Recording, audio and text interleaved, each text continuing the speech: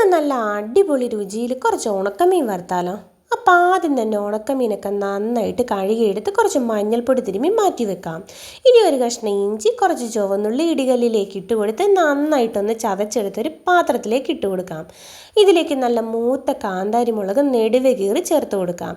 ഇനി ഇതിലേക്ക് ഒരു നുള്ളു ഉപ്പും കൂടി ചേർത്ത് കൊടുത്ത് നന്നായിട്ട് ഇതൊന്ന് ഇളക്കി യോജിപ്പിക്കാം. ഇനി ഒരു ചീനച്ചട്ടി അടുപ്പത്ത് വെച്ച് ചൂടായി കഴിയുമ്പോൾ നല്ല വെളിച്ചെണ്ണ ഒഴിച്ച് കൊടുത്ത് മഞ്ഞൾപ്പൊടി തിരുമ്മി വെച്ചിരിക്കുന്ന മീൻ കഷ്ണങ്ങൾ ഓരോന്നോരോന്നായിട്ട് ഇട്ട് കൊടുത്ത് നന്നായിട്ടൊന്ന് മൂപ്പിച്ചെടുക്കാം. അപ്പം മീൻ്റെ ഒരു സൈഡൊക്കെ നന്നായിട്ട് മൂത്ത് വന്നിട്ടുണ്ട്. ഇനി ഇതൊന്ന് മറിച്ചിട്ട് കൊടുക്കാം. അങ്ങനെ മീനൊക്കെ നല്ല മൂത്ത് സെറ്റായി വന്നിട്ടുണ്ട്. ഇനി ഇതിലേക്ക് നമ്മൾ ചതച്ച് വെച്ചിരിക്കുന്ന ഇഞ്ചിയും ഉള്ളിയും കാന്താരിമുളകും കൂടി ചേർത്ത് കൊടുത്ത് നന്നായിട്ടൊന്ന് മൂപ്പിച്ചെടുക്കാം. അങ്ങനെ നമ്മുടെ അടിപൊളി മീൻ വറുത്ത ഇവിടെ റെഡി ആയിട്ടുണ്ട്. ചോറിൻ്റെ കൂടെ ആ മുളകും ഉള്ളിയും ഇഞ്ചിയും ഒക്കെ ചേർന്ന മീൻ വറുത്തതും കൂടി കഴിക്കുമ്പോൾ അടിപൊളി ടേസ്റ്റാണ്. അപ്പോൾ എല്ലാവരും ഇതുപോലെ ഒന്ന് ട്രൈ ചെയ്ത് നോക്കണേ.